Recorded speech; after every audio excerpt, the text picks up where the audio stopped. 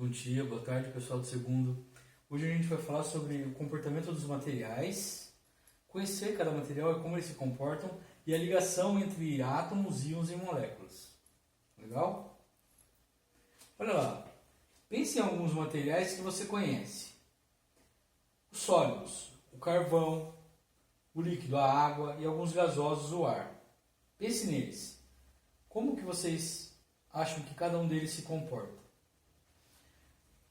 Outros aqui, como alguns são duros, exemplo granito, outros são mole, exemplo a cera, né? Pensem nisso. Por que há tanta diferença entre materiais? Por que cada um se comporta de uma forma diferente? O que vocês acham? Porque existe essa grande diferença de propriedade entre os materiais que conhecemos. Isso se deve, em grande parte, às ligações existentes entre os átomos, as ligações químicas. As substâncias se formam com a união de átomos. Então eu vou ter um átomo e vou se ligar a outro átomo.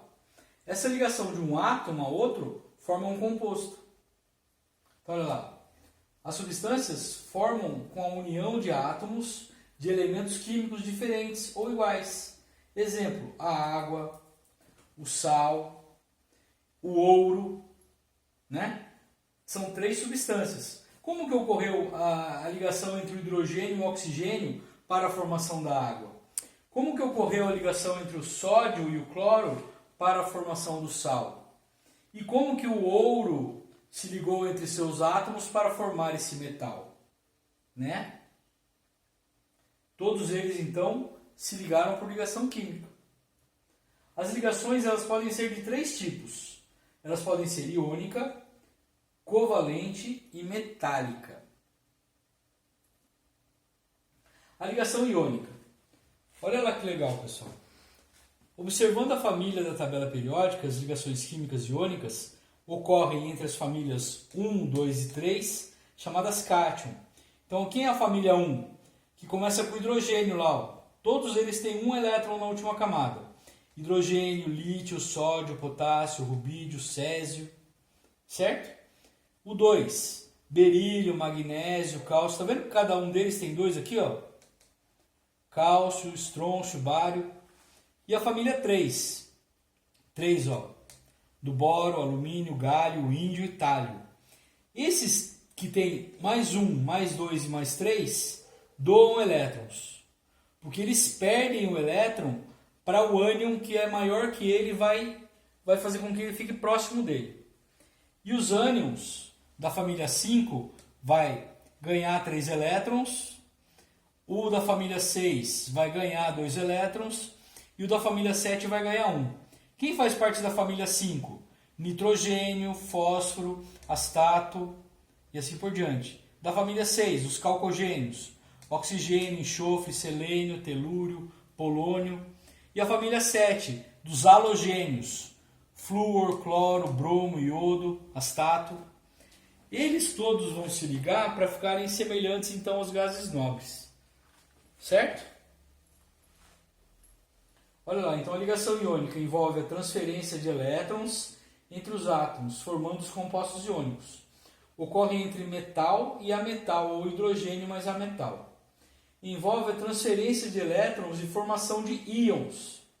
Então toda ligação iônica vai formar um íon. Ligação com forte atração eletrostática. Lembra que eu falei que um vai atrair o outro? Entre íons, produz íons, originam os compostos iônicos. Então, olha, vamos conhecer então um composto lá formado. Como que a gente faz a ligação iônica? Eu vou lá na tabela periódica e escolho dois átomos. Escolho o átomo de sódio e o de cloro. Primeira coisa que eu me pergunto, qual é a família de cada um deles? Daí eu vou lá na tabela periódica e vejo que o sódio, a família dele é 1. Portanto, será representado um elétron. Ó, um elétron aqui, ó.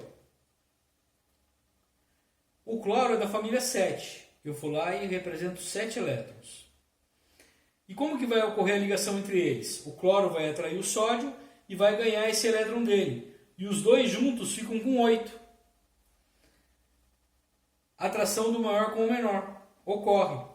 E daí, o Na vai se ligar ao cloro.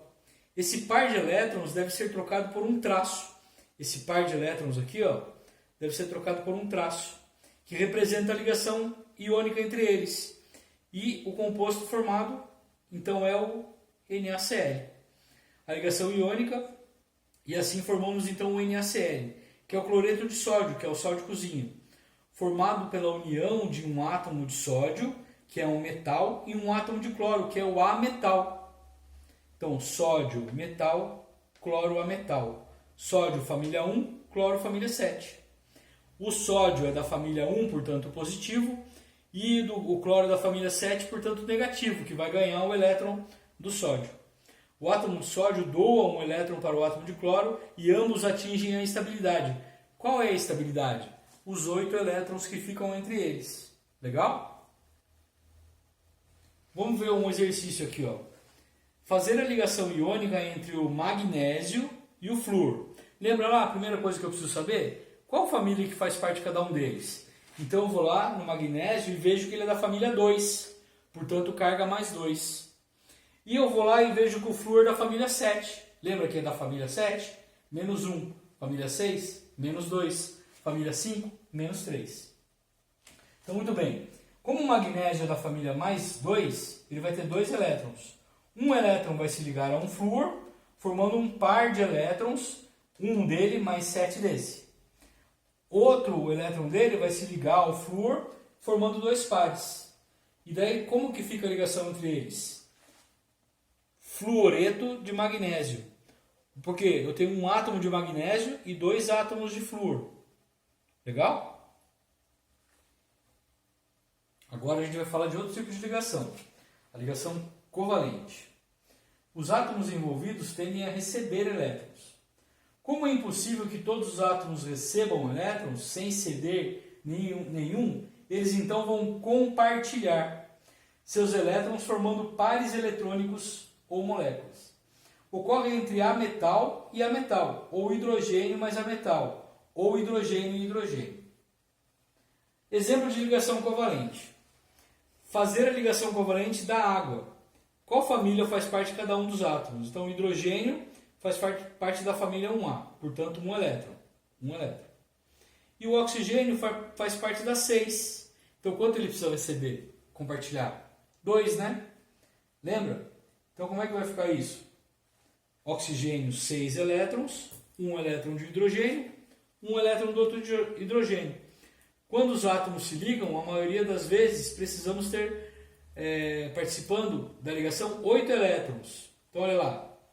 8 elétrons, 1, 2, 3, 4, 5, 6, 7 e 8. Pronto, fizemos a ligação covalente da molécula de água. Esse par de elétrons aqui eu represento por um traço. Olha lá, H-O-H. Essa aqui é a fórmula de Lewis.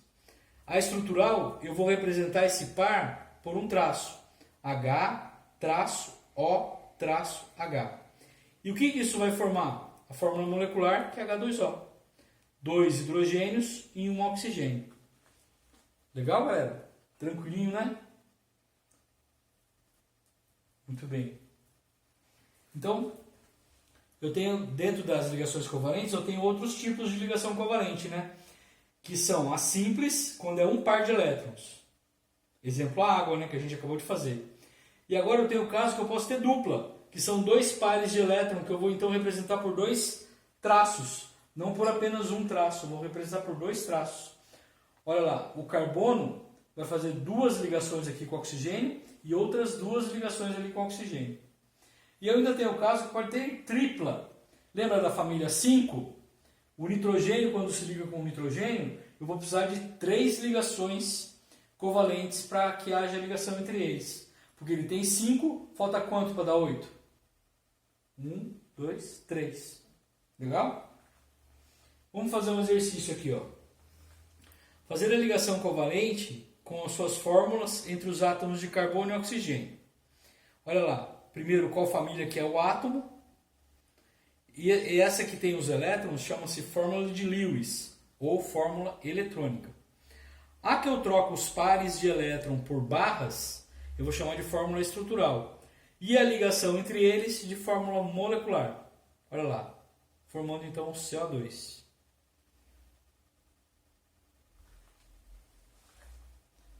Agora do roteiro lá que a gente tem no roteiro, né? Vamos ler junto comigo? O exercício do roteiro. A molécula de água, como você sabe, é constituída por 2 átomos de hidrogênio e 1 átomo de oxigênio. Mas como esses átomos se ligam?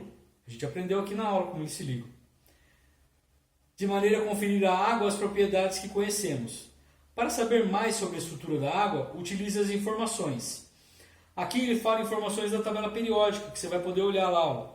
O hidrogênio tem 1 próton e 1 elétron. Lembra que eu tenho que olhar na tabela periódica o número de massa e o número atômico? E o número atômico é igual ao número de prótons e igual ao número de elétrons.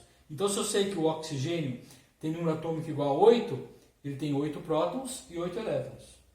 Então, olha lá. A representação da água por meio de sua fórmula química. Então, vocês vão fazer a representação que a gente aprendeu na aula agora. Estudando alguma das propriedades da água. O arranjo dos átomos mais adequado para explicá-la é aquele em que o átomo de oxigênio se liga a cada um dos átomos de hidrogênio. Represente um possível arranjo para a molécula de água. Como que a molécula de água fica ligada? Qual a fórmula, então, molecular dela? E estrutural, né? Dê os números de prótons e de elétrons de cada um dos elementos constituintes da água. Então, quais são os elementos que constituem a água? O que faz parte da água? Então você vai ver lá quais são os 2 átomos que fazem parte da água e falar qual o número de prótons que eles têm e de elétrons. Legal? Dê ainda o número de elétrons da órbita interna do oxigênio, que é a camada de valência. Considere as repulsões e atrações possíveis entre esses elétrons e os núcleos dos átomos, para que ocorra uma ligação. Quais forças devem ser mais fortes? Então, tentem entender aqui a partir desse desenho onde que cada um desses átomos vai ficar e perceba a atração e a repulsão entre eles que faz com que então ocorra a ligação química. Faça um desenho que represente a molécula da água, considerando as intensidades das forças de atração e repulsão entre o núcleo e o elétron. Discuta se os elétrons das camadas mais externas, camada de valência dos átomos do hidrogênio e do oxigênio, poderiam estar mais deslocados para um dos átomos. Agora, represente a possível distribuição de cargas da molécula de água. Obrigado, pessoal. Obrigado pela participação. Até a próxima.